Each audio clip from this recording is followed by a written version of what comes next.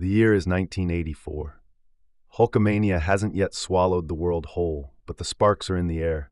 The territories are still alive, the blood's still real, and Wrestling World remains the printed heartbeat of the sport. A thick, unapologetic magazine that speaks in cigarette smoke and sweat. April 1984. A time when every name meant something. Every photo came from the flash of George Napolitano's camera, and every headline promised glory or pain. The issue opens with rating the wrestlers, compiled by the Mattingly Sports Bureau, a ritual of power rankings before power rankings. A listing of the top 50 wrestlers in America. Ric Flair, Harley Race, Bob Backlund, Hulk Hogan, Dusty Rhodes, and Nick Bockwinkel, the iron spine of the industry. Champions and contenders from every major territory sit side by side, their names framed by win-loss tallies and championship lineage. These lists weren't speculation, they were gospel. For fans in 1984, this was how you knew who mattered. Then comes Matt Mail, the pre-internet message board of the era. Typed letters full of passion and argument from fans across the country. One from Memphis praising Jerry Lawler's Never Say Die style.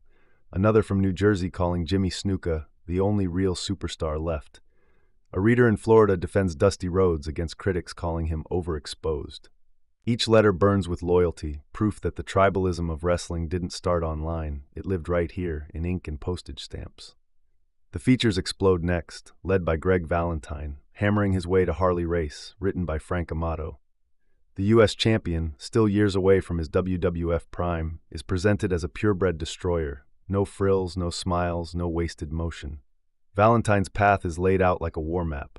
Harley Race stands at the top, the NWA crown gleaming. The Hammer vows to drop that atomic elbow on the king and become the man to end the old guard's reign. The photos, by Napolitano, crisp and violent, show Valentine mid-strike, his expression pure calculation. The tone of the piece is reverent but raw, a portrait of a worker's worker, a man who bleeds credibility. Following it is a masterclass in understatement, Basic Backlund by Jerry Prater. While the wrestling world shifts toward spectacle, Backlund remains an island of discipline. The story celebrates his clean-cut endurance, his unshakable morality, his unbroken grip on the WWF title. Prater writes him like a science project, an athlete powered by strength, humility, and unyielding will. The piece leans heavily on the message that technique still conquers chaos.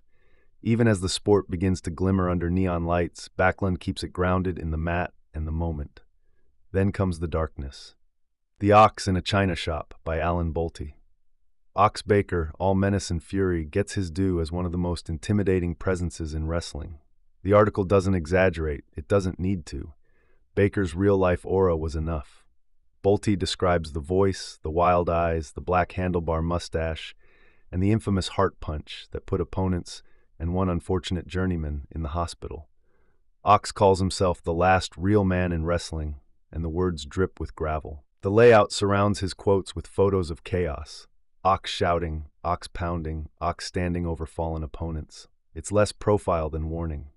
Then Lonnie Mars brings us into geopolitics with Nikolai Volkoff, heating up the Cold War. Written at the height of Reagan-era tension, the piece turns Volkoff's Soviet arrogance into theater. His red jacket, his Soviet anthem, his disdain for America, all detailed with journalistic precision. My chest, Volkoff brags, is bigger than most American cars. Mars lets him talk and the spectacle sells itself. The article doubles as a study in performance art, how wrestling turns world conflict into live-action mythology. Then comes one of the issue's standouts, The Life and Times of the Grand Wizard, again by Frank Amato. It's a eulogy, not an expose, written after the passing of Ernie Roth, the Grand Wizard of Wrestling. Amato traces his rise from Detroit DJ to wrestling's most flamboyant mouthpiece. The story remembers his managerial genius, leading Don Morocco, Billy Graham, and Pat Patterson to greatness, and his larger-than-life personality. There's affection in every paragraph. The accompanying Napolitano photo shows him mid-pose, sunglasses on, microphone in hand. It's more than nostalgia. It's respect for a man who turned managing into theater before sports entertainment had a name. In Search of the Holiday Express by Jerry Prater dives into one of the strangest side stories of the era. The elusive gentleman Jim Holiday and his alleged management of the Zambui Express. The article plays detective, questioning whether Holiday is really in charge or just a pawn in someone else's scheme. The tone is pure pulp, half journalism and half noir, with shadows of exploitation and intrigue. The photos show the massive Zambui Express, Elijah Akeem and Kareem Muhammad, towering over Holiday like mythic giants. Next, the strange Sheepherder saga, by Gregory Joseph, takes readers to the bloody world of the New Zealand brawlers. Before they became the comedic bushwhackers, Luke Williams and Butch Miller were savage, brutal villains. The story covers their violent rise across the territories, the barbed wire matches, the riots, the brawls that left crowds running for cover. Joseph writes them as two men who never met a rule they didn't break. The word strange barely does it justice. And then come the regional reports, the spine of the old magazine structure and the soul of the sports ecosystem. In the Eastern Report, Al Tessitore covers Bruno Sammartino's final years, Tito Santana's rise, and Jimmy Snuka's ongoing battles. In the Southern Report, J. Ralph Hogan highlights Jerry Lawler's Memphis Kingdom and Mid-South's bruising realism under Bill Watts. Len Matthews' Midlands Report celebrates Harley Race's dominance and a young Ric Flair tightening his hold on the NWA. Alan Bolte's Western Report shines light on Roddy Piper's pre-WWF chaos in Los Angeles, and George Napolitano's Caribbean Report takes readers to Puerto Rico, where Carlos Colon and Abdullah the Butcher are making the island shake with blood and fire. Between these sections, the ads are a world unto themselves, time machines of their own. There's the Wrestling World subscription form, promising 10 issues a year for only $9.50, mailed directly to your door in plain wrapper. An ad for wrestling photo blow-ups, 8x10 glossy shots of your favorite stars, Flair, Hogan, Race, Andre, Morocco, $3 each, suitable for framing.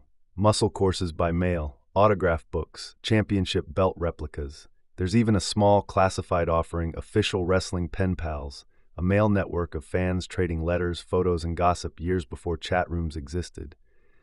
And tucked at the back, the tiny box promising Wrestling World June '84 on sale February 28th, teasing the next issue like a cliffhanger. The ads hum beneath the journalism like background noise, a reminder that the magazine wasn't just documenting wrestling, it was wrestling's marketplace. By the time you hit the final pages, the voices of the territories blur into a single chorus, a sound of a world on the verge of change. The territories are holding strong, but the cracks are there. The WWF is national, cable is rising, and everything's about to shift. But here, frozen in these pages, the sport still feels raw, regional, and real. Valentine hammering Race, Backlund wrestling like an amateur king, Volkoff waving the Soviet flag, Ox Baker snarling through ink, the Grand Wizard immortalized in his final bow. It's all there, a world before pyrotechnics, when words and sweat built legends. This is Wrestling World, April 1984. This is From the Pages.